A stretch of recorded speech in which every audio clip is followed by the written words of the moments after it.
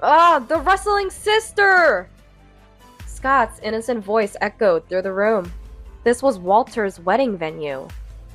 Mary is petite and clearly doesn't wrestle. Did you play wrestling with her? I asked, and Scott shook his head. Because she was on top of Grandpa the other day! The venue erupted into whispers at his words. Walter, myself, and a word from the boss made Cody and Mary realize the gravity of the situation. My name is Ruby. I'm 53. Grew up in a regular house in the countryside. Fell in love with my husband Cody when I was 20. We had a smooth relationship and discovered I was pregnant a few years later. Cody was only 20 at the time. However, he proposed, and here we are. Shotgun marriages were still frowned upon, and we were young with little income. Life wasn't easy then. I earned more and essentially supported Cody, which became neighborhood gossip. But we persevered despite the cold stares. Cody worked hard and climbed the ladder. We have 2 sons, Walter and Taylor. Taylor, like us, had a shotgun marriage 5 years ago. Though society isn't as harsh now, we understand the challenges. I work part-time and help out by watching Scott when I can. Amelia, a student then, has been Taylor's girlfriend for a while and often visited our home. She's a good girl, and I have no worries about Taylor's future. Meanwhile, Walter never seemed interested in romance. No rumors ever. Earlier this year, Cody, concerned, wanted to introduce Walter to a colleague's daughter. Walter was reluctant, but I was worried about him staying alone, so we agreed to meet her.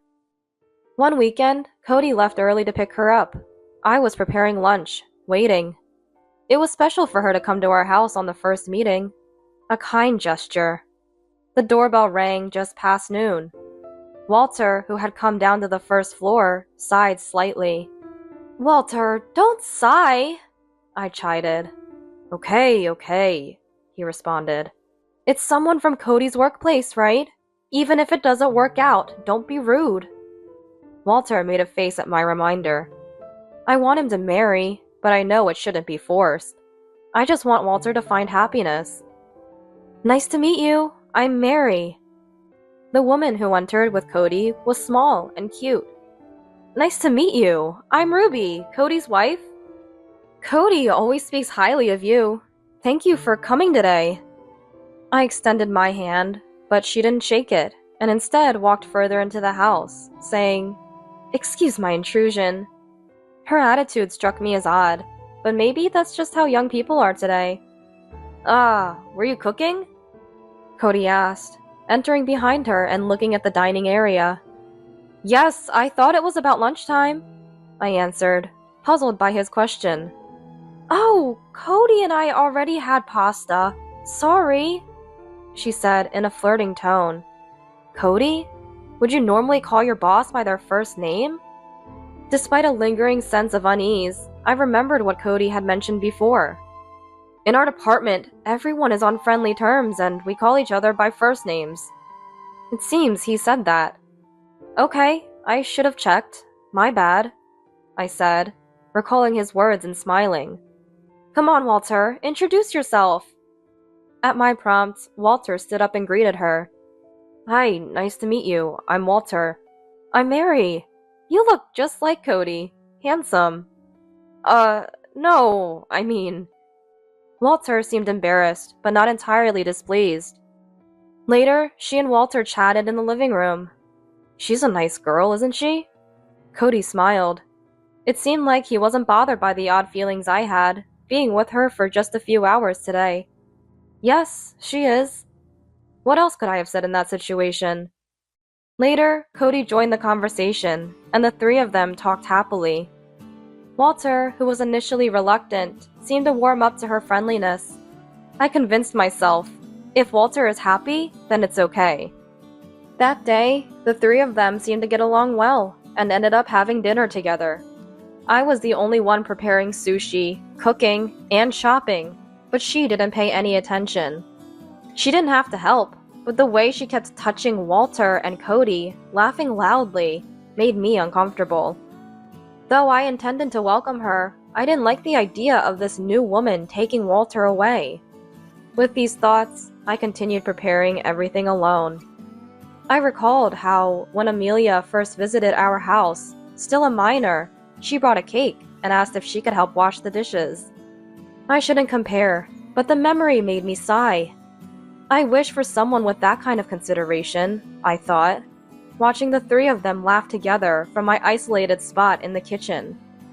But contrary to my thoughts, things progressed quickly. According to Walter, I don't like her in that way, but she's a nice girl, and maybe I'll come to like her. I was taken aback by such casual thoughts about marriage, but I was the one who encouraged it. I had no right to say anything. Cody really liked her, and Walter seemed to think the same. Eventually, they got engaged within 6 months of their first meeting. Walter and his wife offered to live with us.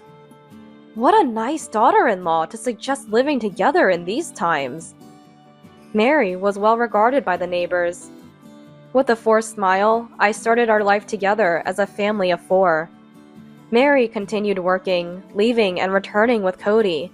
They often came back late, so she didn't have time for housework. Apart from my part-time job, I was exhausted from the added chores. No, it was not physical tiredness, probably mental. Ruby, Mary would have preferred meat today. They would criticize the menu, or, we have a meeting today, so Cody and I will eat out, including Cody in their plans. It's good that they're close. However, I'm sure she's having Cody treat her to fancy meals. Mary, we need to save for the wedding, I would say, only for Cody to reprimand me. Mary is still new to our home and is trying to adjust. It's okay to dine out with her occasionally. Besides, I'm the one paying, so she's not spending any money. Cody reprimanded me. Despite my displeasure with this, Cody didn't seem to notice. We haven't dined out in a while. Why do you always have to go with Mary? Walter can take her, I argued, but Cody just laughed it off. His defense of her and Mary's occasional behavior bothered me, but I couldn't help feeling negative. I knew I was being petty, but I hoped Mary would realize it eventually. They had kindly offered to live with us. I really want to get along well with them. These feelings are genuine. Months later, the wedding day arrived. Cody and I prepared early. It was a homely party at Walter's request, and we greeted guests with the newlyweds. Many guests were common acquaintances since Cody and Mary worked together. Mary stood next to Cody, and Walter and I greeted the relatives. I'm truly grateful to the chief director for introducing me to such a wonderful person, Mary said humbly, referring to Cody by his title, though she usually used his first name. I wondered if she had a dual personality, but it was a joyous occasion. I stopped overthinking. Matilda, long time no see. Mary's mother, Matilda, greeted us. Mary's family lived far away. She was born to an older mother and raised by her single mother, a hard-working woman. She seemed strict, but was delighted with Walter and Mary's marriage, even giving me gifts. Raised by Matilda, I couldn't give up hope that Mary would change. It was hard for the elderly woman to welcome guests. She had been contacted to arrive on time with her brother, and it seemed they had just arrived. It's us who should apologize for not being able to help, Matilda said, bowing her head. Not at all, I replied. Is Mary causing any trouble? She asked. I paused for a moment, but then smiled. She's working hard, and recently she and Cody even looked after our grandson, Scott. She's really become part of the family. Matilda seemed relieved by my words. Taylor and his wife also came. Our grandson Scott is now 4 years old. He seemed excited by the unusual atmosphere today, apparently having been overly energetic at home. By the time he arrived, he was sound asleep. Oh dear. I chuckled at his sleeping face. I was convinced that today would be a happy day with everyone here. The wedding began. The MC guided the event, but it was lively and informal. Mary and Cody were mingling with their colleagues, introducing Walter.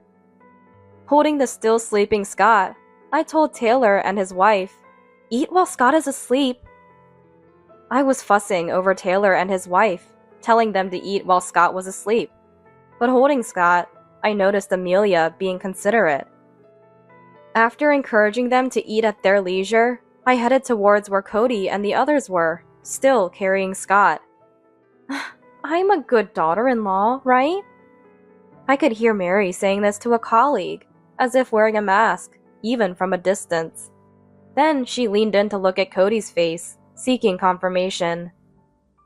She really is a wonderful daughter-in-law. I'm so happy that Walter has found such a great daughter-in-law." I felt a twinge of irritation at Cody's words, but inserted myself into the conversation. "Hello, thank you for being here today. I'm Cody's wife, Ruby." When I greeted the colleagues, Cody introduced me to them as well. I received congratulations from the colleagues and thanked them with a smile. However, Mary, who heard Cody introducing me, seemed to sour her expression for some reason. Was she annoyed at not being the center of attention? "I get along so well with my in-laws. Everyone in the neighborhood says I'm a good daughter-in-law.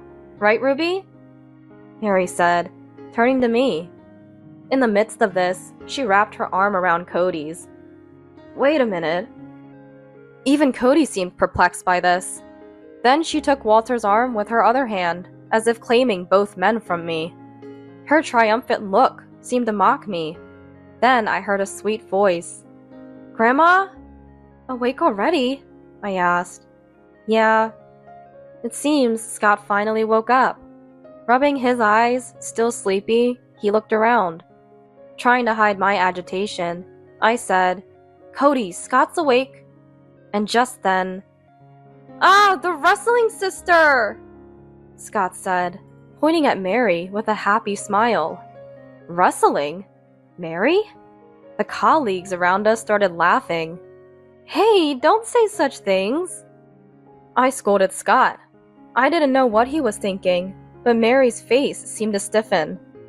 "Did she play wrestling with you the other day?" I said, laughing it off. Scott shook his head. "Because she was on top of Grandpa before." His words echoed among the colleagues. "What?" I muttered in surprise. Seeing Cody and Mary turn pale, I was at a loss for words. "What? Mary was on top of Dad?" Walter spoke up in my stead. His questions stirred the venue into commotion. The laughter and smiles of the colleagues disappeared. Walter's voice must have been loud. It attracted everyone's attention. "What do you mean by that?"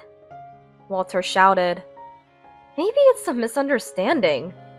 Mary, still pale, forced a smile and said to Walter, "When I asked him what he was doing, he said they were playing wrestling." Scott said, puzzled. "On the bed?" Walter asked Scott. "Yeah." Walter spoke again, hesitantly asking, "Were you wearing clothes?" Scott shook his head in response, meaning they were not clothed. I felt drained. I almost collapsed. Holding Scott tightly to prevent dropping him, my legs wobbled. A colleague offered me a chair in response. No, it's just a 4-year-old speaking. Don't take it seriously." Cody laughed, but I could see sweat on his face. "What do you mean? Did you get involved with a subordinate? And even your son's wife?" The boss, who had arrived first and had been greeted by Cody and Mary, questioned. "No, I didn't." Cody protested, but the boss looked stern. "I'm not at fault. He forced himself on me." Mary pretended to cry, unconvincingly. I couldn't forgive Cody or Mary's behavior. I accused, "Did you marry Walter just to live with Cody?" Cody and Mary both looked at me. "Hey, don't say such things! Don't believe it!" Cody said hastily, trying to excuse himself. "I've been suspecting something strange. If you planned this from the beginning, then your behavior towards me makes sense," I said, outraged.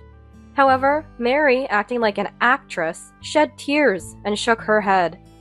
Ruby, that's terrible! Who's really terrible here? Both of you! Get out of the house! Walter defended me. You're not wanted at the company either. We don't need people who disrupt the order. The boss added. The two finally seemed to grasp the seriousness of the situation. Mary, still pale, wailed, while Cody tried to ingratiate himself with me and the boss. The wedding ended in the worst atmosphere. I kept bowing to the departing guests, but everyone was kind, saying, "It's not Ruby's fault. Don't push yourself." Their words were a small comfort amid the misfortune. The wedding was over, but the battle for me and Walter was just beginning. Taylor had a detailed conversation with Scott, and together, with Walter's words, the story became clear. Recently, when Taylor and his wife were out, we were looking after Scott. I was at my part-time job, and Cody and Walter's wife were supposed to watch him. It was not unusual for us to take care of Scott like this, so taking care of Scott in itself wasn't unusual. But on that day, while Scott was napping, Mary apparently expressed a desire to eat steak from a steakhouse in the neighboring town. "Then shall we all go when Mom returns?" Walter suggested. But Cody said, "Ruby will be tired, so let's buy it and eat at home. Let's prepare for Taylor and his family too." Thinking Scott was asleep, Walter left alone. When Scott woke up from his nap, he peeked into the bedroom upon hearing Cody's voice. What followed was as everyone guessed. Scott witnessed them, and they made up a ridiculous excuse of playing wrestling, even telling him not to tell anyone. At the wedding, Scott, still half asleep, had forgotten about the promise. Walter, Taylor, and I confronted Cody and Mary with this information. "It was against my will!" Mary kept saying. "So should we go to the police?" Walter's suggestion silenced Mary, her face turning pale. "Ruby, haven't we always overcome everything together?" Cody pleaded with me. It seemed he didn't want a divorce. "Yes, that's why I never expected to be betrayed like this," I retorted. "I just gave in to impulse." Cody kept his head down, but Mary seemed displeased with his words. "Wait, what? Gave in to impulse? Weren't you the one who said to marry Walter because you wanted to live together but couldn't divorce?" Mary burst out angrily. Her words were inconsistent, sometimes denying, sometimes affirming. They seemed to have reached their limit with lies. The more they talked, the less their stories aligned. My sons and I sighed heavily at them. Seeing us, Cody and Mary bowed their heads again. It was truly pathetic. Was this the Cody I knew? I felt like crying. "Anyway, pack your things and leave," I said. "Ruby! Ruby!" Both of their voices overlapped. "Don't call me by my name." Even hearing my name from them was nauseating. "For the divorce settlement, Mary owes me $20K, Cody owes me $10K, and Cody owes Walter $20K. Mary owes Walter $10K. A total of $60,000. I will make sure to claim it." They turned pale. Their hands trembled as if frozen. "That's not enough for what Scott saw. Demand compensation for him too, Taylor." Walter spoke to Taylor. "Yeah, the hurt Scott has can't really be compensated with money. Don't forget that." Taylor added. Cody bit his lip deeply. There might still be some awareness in him of being a grandpa, but even that awareness, just for today. Also, the mortgage of this house is mine. The ownership is mine. I have no obligation to let you stay, so this isn't a joke. They must have realized our seriousness. Despite my irritation at their silence, we must have inflicted at least half the damage we suffered. Walter and I looked at each other and laughed at the ridiculousness of the two. Eventually, the incident spread throughout the company, and they were forced to resign. Their severance pay, being joint property, was properly divided in the divorce. They had to borrow from relatives to pay the settlement. Everyone at the wedding was disgusted with Cody. I wondered if anyone would lend him money. Mary received an apology and payment from Matilda. Matilda, though deeply distressed and elderly, came to apologize, and I couldn't say anything against her kindness. Though she paid, it seemed she was cutting ties with Mary. There was a request to return to her parents' home because she lost her job. But she was told, "I don't know a child like you," and was dismissed. She is an adult now. She should take responsibility for herself and live her life properly. And as expected, the relationship between Cody and Mary didn't work out. They broke up. I heard rumors they were bad-mouthing each other, but I truly didn't care. Then, the life of just Walter and me began. It's a stress-free, happy, everyday life. Wonder if I should get married, Walter mused. Do whatever you like, I said, laughing it off. Walter was hurt by marriage. I couldn't push him towards another one. However, years later, Walter said he had something to tell me. I found someone I want to marry. I can't express how happy I was to hear that. The girl he introduced was a junior colleague at his company. What happens next is uncertain, but Walter and I still have so much ahead. Life is long. I believe there's always a path to happiness.